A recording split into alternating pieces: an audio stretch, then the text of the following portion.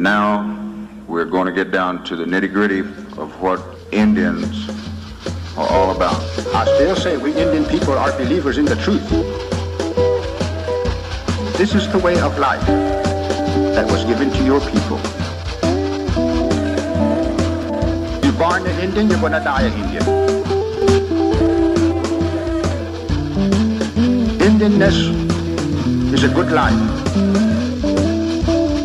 You're facing an Indian this afternoon. This week on Muskogee Vision, we take a look at two Muskogee Creek citizens who are making history in the legal field. Muskogee Radio spoke with Lighthorse Chief of Police Robert Hawkins on the recent mercy mission to the Pine Ridge Reservation. Thanks for watching Muskogee Vision, and let's get to it.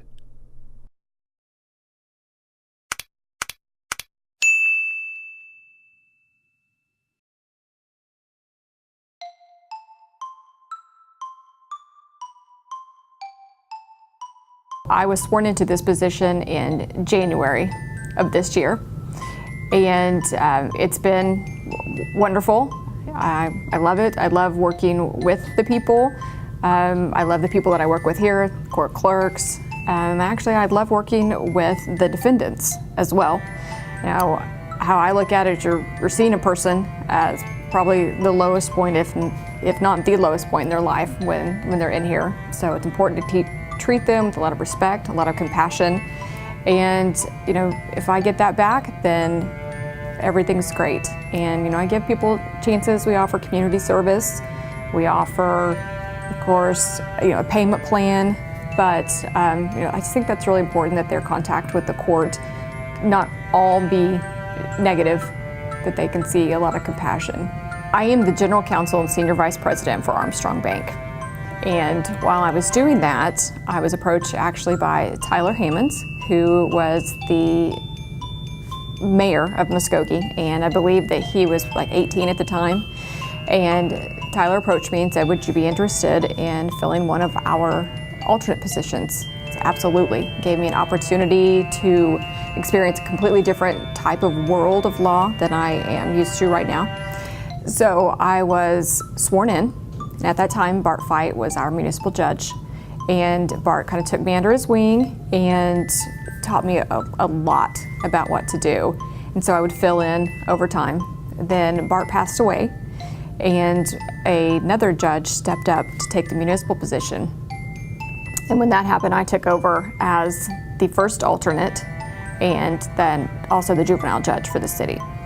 So I've been the juvenile judge for the city for a little over a year now. I can't remember now exactly how long, but about that long. And absolutely, I've always loved being a judge. The juvenile judge position, I definitely felt a lot of passion about that position. I absolutely love it. Then our head municipal judge, he was elected to the bench for the District Court of Muskogee County. And so when he went up to that position, I was then nominated by the mayor and then confirmed by the city council to take over as the lead judge. And I also kept my juvenile position as well. It's a huge honor to be able to just be in this position, and then to be able to go out and speak with other people and females and let them know that, hey, I'm not only am I an attorney in the banking world, but here everything's dominated by men, and you just got to work hard and get there, and there's really nothing that you can't do. It's all about working hard. My parents aren't attorneys. I wasn't born into any kind of lineage or anything like that. They worked hard. They taught me to work hard, and so now here I am.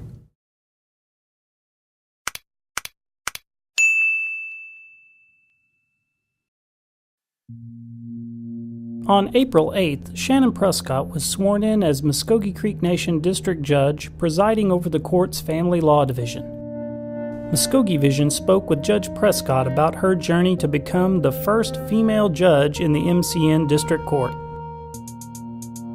over the last 20 years, which is the entirety of my legal career, has been assisting the nation in some way. So initially as a tribal prosecutor, and then I left and became a private counsel and took over a program called the Muskogee Creek Nation Citizen Legal Services and ran that for about 4 years before that was modified by the council. And so that assisted citizens all over the Creek Nation. We assisted more than 10,000 Creek citizens during that time frame.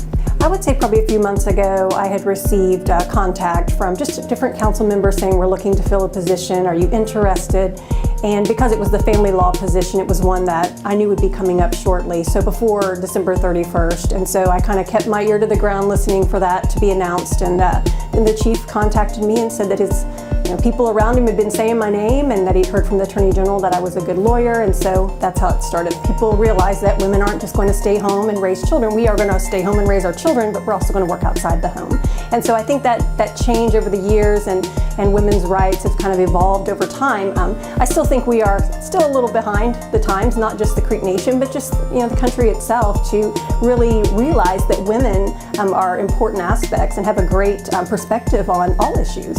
The Family Law Division is going to have juvenile deprived, which includes those cases like DHS would have, so the nation's Children and Family Services, any children that get taken into custody. That's one portion of it. That's a pretty large part, but we also have family law, which would be the divorces, guardianships, paternity actions, child support actions. So that's the normal services that a court sees. You do have your basic civil cases and different things that come to the court, but the bulk usually are to protect the family. Well, I think it's clear, especially with our nation, that our family is our foundation, our backbone.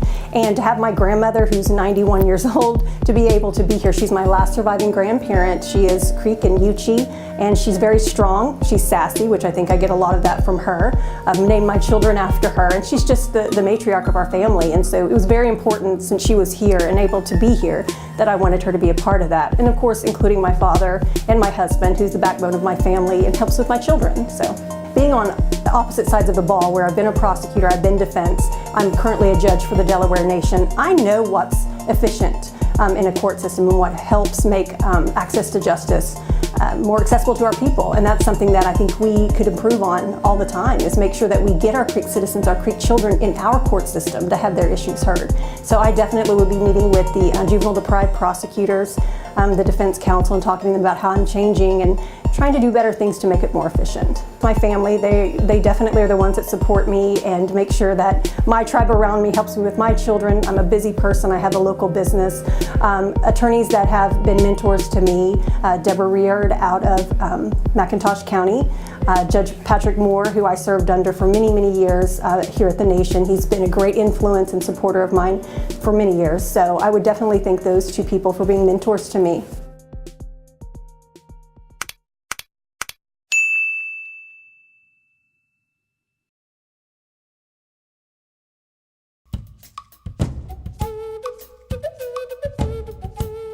We have a wonderful chance to speak with our chief of the Lighthorse Tribal Police Department, Mr. Robert Hawkins, who's come in and was going to share their mission to help our Oglala Sioux brethren up in Pine Ridge, South Dakota. First of all, good morning, sir. Welcome to our program. We appreciate you making it in and staying awake for me. Yes, sir. Mado for having me this morning. Okay, first of all, I know you guys got to be tired from a long drive, several days of intense work with the local people up there and then driving back. Have you recovered yet? We are recovering, just trying to get back to our routine from this trip. It was exhausting, but we endured it and did well. We're glad to be home. Now, how many officers did you take up again? There were 6 of us, including myself. Right, so you must have been really busy. First of all, did that have any impact on coverage of Creek country here? No, sir, it did not. We had adequate coverage for that, so we were able to take our team with us and do our mission. Now, that was a volunteer mission, or were they assigned to this task? We have a 13-man rapid response team, and we met with that team, and we wanted to see who was going to be able to go on this. We had some members had to stay behind. Some were in training, and some had to, of course, cover shifts. So we were able to narrow it down to a 6-man team and did well with it. Well, maybe you want to share the names of these guys, and let's give them a little bit of credit, too. Absolutely. Deputy Chief Daniel Wind, Sergeant Leonard Stevens, Communications Supervisor Jeff Frank. I do this, too, sometimes. So Yeah, I tell you, it's lack of sleep, I guess, is what it is. Well, if you remember them later, go ahead and pop them in. We had Corporal Tyler Sands was with us also. Okay. Now, that's a pretty good crew, but... And I'm sorry, I missed out on one, Investigator Larry Bannon. Okay, that's 6? That was 6, yes, sir. Okay, so we've thanked them profusely for their effort here. Now, I know that you probably had this question tossed at you a lot of times, but let's do it again. Now, what I guess was your motivation for sending your team members and collecting supplies and all this? Why did you do it? Why was it so important? Well, those are our Native brothers and sisters up north, and so when we started receiving information about what they were going through in the weeks prior to us receiving this information, and we got to looking into it and seeing how bad it actually was up there. We knew nothing about it until we started receiving phone calls from people that knew our officers down this way, and also Chief Floyd received an email in reference to what was going on up there also. So once we got that information, we started putting things together on our end. We did meet in cabinet meeting with Chief Floyd and made it known as to what our intentions were to get help up to the Oglala Sioux Nation up there. So at that point, we started getting that information out through social media, and started receiving donations at that time. We had a good response from the local community, area-wide, Tulsa, just within our tribal boundaries. We had great showing of support, and received a bunch of donations, and it really helped those people up there. I saw a really long trailer when I first came over there, and it was empty at that point. You were just starting to collect supplies to head north. Now, as I understand it, that trailer was packed when you finally took off. Oh, it was full. We had every bit 400 cases of water, if not more, diapers, food, clothing. We had medical supplies. We had like toiletry kits and cleaning kits, and those were donated by the Choctaw Nation. And so we were full. And in fact, we were so full that when we left, we had to go over and weigh it. And so we went over across the street to the truck stop at Love's and weighed the trailer, and we were 800 pounds overweight. So we had to start taking stuff out and started to load it into the back of pickups and into the other trailer that we had, so that we could be underweight, so that we'd be able to pull it. Well, that's kind of a happy occurrence in its own way, I guess. It was. We actually had to turn away some folks, and not really turn away. We still accepted their donations. We just had no room to put it. So we've stored this stuff, the additional things that have came in, just in the event that we have to go back, or if we have to use it somewhere else. Well, that's an intriguing thought there. What are the possibilities of you heading back up there? Well, from what we're understanding is that there's supposed to be a rain event that's going to be coming in. I'm not sure if it's going to be this weekend or the first part of next week, but before we left, we were advised that there could be another major winter storm coming up in that area. And seeing what we did while we were up there, the magnitude of it, there was the weather was horrible, and they had a lot of snow that was dumped on them while we were there. So to add that on top of what happened several weeks ago, with the snow melt and the flooding they had before we went up there, that was the reason why we went up there with the snow melt that they're going to have from this past storm, and on top of what may be coming. It could make it a critical situation for them again up there. And so we just let them know, if there's something that we can do, if it gets to that point where y'all need that help again, just let us know and we'll start the process all over again. What was the geography like? I've actually never been to Pine Ridge, but from what I've seen from a lot of photos and some friends and video and an ex-wife, we looked at it as kind of a flat rolling prairie, gullies that were pretty deep and dirt roads, not much of an infrastructure. And as a matter of fact, that county is known as one of the poorest in the nation, I believe. So what did you encounter when you got there? Well, as for terrain-wise, you have a lot of your rolling prairies through there, some flat lands. It just depends on what part of the reservation you're on. When you come into the southern part of it, it's fairly flat. You do have your rolling hills and everything, but once you get a little bit farther north into the reservations, you start coming into the Badlands. And so you have the terrain there that is rough, jagged, a lot of gullies and really rough terrain. The road's pretty muddy? Yes. You do have your paved highways, of course, your main thoroughfares through there, but a majority of the roads are unpaved. And so from what we saw, from what we could see, before all the snow was there, it's extremely muddy and difficult to get into those areas. Did you get stuck anywhere? Well, we had a few occasions where one of our trucks had issues in the snow, but we got out of it and everything was fine with it.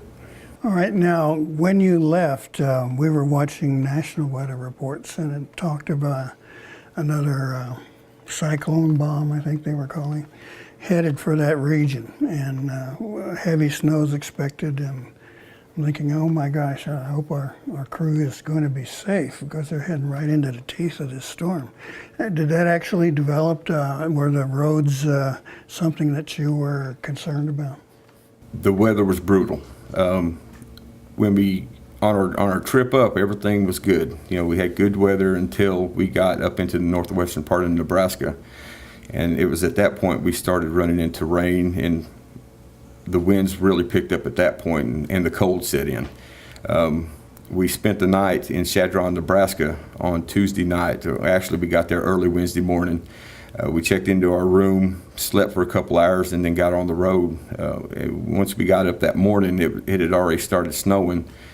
We stopped and had breakfast, and in the hour's time, from the time that we left our hotel to the restaurant and then come back out to leave to go over to Pine Ridge, there was probably several inches of snow on the ground, and it was just blowing. The road conditions were horrible, and it got worse from that point. Wednesday afternoon, evening, when we went back to our hotel, it was really bad, and Thursday was unspeakably bad. Oh gosh. Was there any point where you considered possibly aborting the effort for safety reasons? Absolutely not. Absolutely not. We knew how bad the weather conditions were going to be prior to us leaving, and we did discuss it. Should we wait until this blows over and then go, or do we just go ahead and take the stuff? And it was a no-brainer at that point. We were going. Our minds were made up. We had everything set to go, and we were going. We felt like the longer that we wait to go, the more desperate these people are going to be up there on the reservation. And so we made that decision to go ahead and endure whatever we were going to face. And it was bad. The weather was really bad for us. The cold, just there was a lot of things that played into this trip. But the team did really well. We were dedicated to what we were going to do with this, committed to this trip, and committed to helping out these people the best that we could. Now, I attended a briefing session you did with your people, and it essentially said, prepare for the worst. and brutal weather, wet, snowy, muddy. Were your people really then that prepared to deal with this? I mean, I know that determination has got to be a factor, but clothing-wise, boots, parkas, whatever. Well, it gets cold down here in Oklahoma as well, so we kind of know how to prepare for that. So we did just, like we did in the briefing, what we said we were going to do. We brought the necessary clothing, the necessary stuff to keep us warm. We just really, the scope of the weather up there, we really didn't expect it to be that bad. We knew it was going to be bad, but we didn't know, it was going to be like this. Mm-hmm. And once we encountered it, then, we made necessary adjustments to how we were going to dress and stuff we were going to need to endure the cold and the snow. It amazes me to meet people who live in conditions like that or make that their home. Like in Alaska, you've got the Alaska natives and some of the toughest environment. But I noticed what I did was developed a whole new respect for people who can deal with that and make a life and a culture there. Did you get any feeling like that? Something that made you kind of appreciate their situations and their choices in life? Absolutely. We didn't get to meet as many people as we wanted to because of the areas that we had to get into. We just couldn't. It was impassable due to the snow and the mud and just the conditions overall in that rugged area. But we did meet some folks out there that you have to appreciate what they're doing. They've lived it, and they go about their business on an everyday basis. And so you see them out doing normal things, going to the store, driving through town or whatever. And those that came to the distribution point in Pine Ridge to pick up supplies, kind of visited with a few of them and just asked, how do you get in and out of your areas? How being the weather how it is now, how do you cope with that? And they said it's just a normal way of life for them in the wintertime. They prepare ahead of time. They try to get the amount of supplies and goods that they need, and then they just sit it out and wait it out and do what they can. Right, they've been doing it for decades. Absolutely. Tough people there. Now, when you arrived at the reservation up there, who did you meet and start to work with? The distribution point is in an old police station that the reservation police department was at one time. Excuse me. So we met with emergency management at that point, and got a game plan. Okay, where do you want us to be at? Where are we going to unload at? And so anyway, we got our trailers backed in, and they had volunteers that were there to help unload it. Some of them were local volunteers. Some of them were actually inmates from their jail, kind of like doing their community service stuff. So we got it unloaded. Our officers helped unload this trailer. We were unloading the water and other goods on pallets because you had people that were coming in to pick up these goods. And then other stuff went inside the center and then was stored in their respected areas. So we met with emergency management, and then a little bit later during the day we met with their local law enforcement also, and just to kind of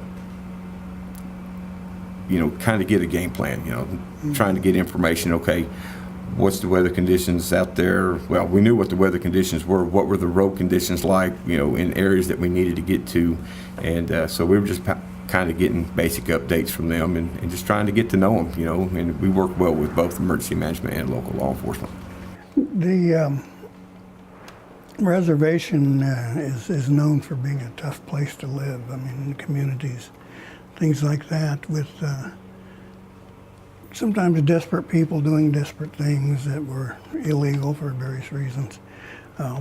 Was that of any concern to you, and did the local law enforcement agencies kind of brief you on that? You know, it really wasn't a concern. We knew what goes on up there, you know, on the crime side. You know, just not to the extent, of course, what they, you know, from what you hear, you hear the gangs up there, and there are gangs up there on the reservation. You do hear, you know, like you said, you know, people do desperate things in desperate times, and you know, you have a lot of, from what local law enforcement was talking to us about, you know, you have a lot of domestic issues up there, especially in the winter time when everybody is cooped up together at one time, you know, and for a period of time. So, you know, nerves get to going south, and, you know, irritation levels go up, and then you have problems. So we really weren't concerned with our safety on it. Of course, you know, we're prepared as law enforcement. No matter where we go, you know, we're prepared to take care of ourselves and defend ourselves if we needed to. But we never had an issue with any criminal issues up there, so to speak. Were the local folks expressing their appreciation for the effort you had made and bringing this materials up to them when they really needed it? I mean, did they show that to you? Did they interact with you like that?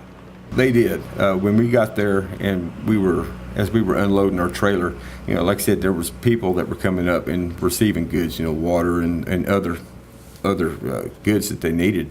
And we did speak with them, and, you know, they were curious, you know, seeing our markings on our units out there, you know, where were we from, you know, what were we about, why were we there, and they were very appreciative. I mean, the people on the reservation and everybody that we met just welcomed us with open arms. You know, it was a good feeling for us, and we just immediately fit in, you know, and just kind of made that family connection, so to speak. Okay, Chief Hawkins, I want to thank you so much for answering all these questions and actually taking the time. I know you're still probably a little tired and ready for another nap or something like that. I know I am, but we want to thank you. Is there anything else you might want to add, something you might want to point out real quick? You know, no, I just like to, you know, let the people know out there that contributed to our cause up to Pine Ridge. Mado, they really were a huge help to us, and we are greatly appreciative of it. And this comes from Steve Wilson, the emergency manager up there at Pine Ridge.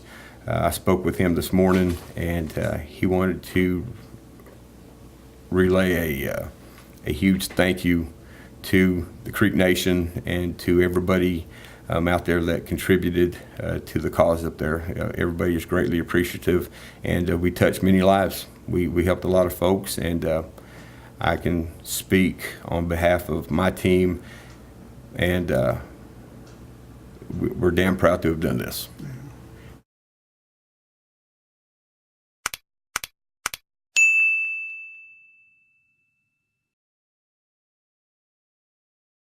Thanks goes out to everyone who made this week's episode possible. Mado. Be sure to visit Muskogee Radio on YouTube to listen to the full hour program with Chief Hawkins. Thanks for watching, and remember, Mado means thank you, and Hadamji Ijathis means see you later.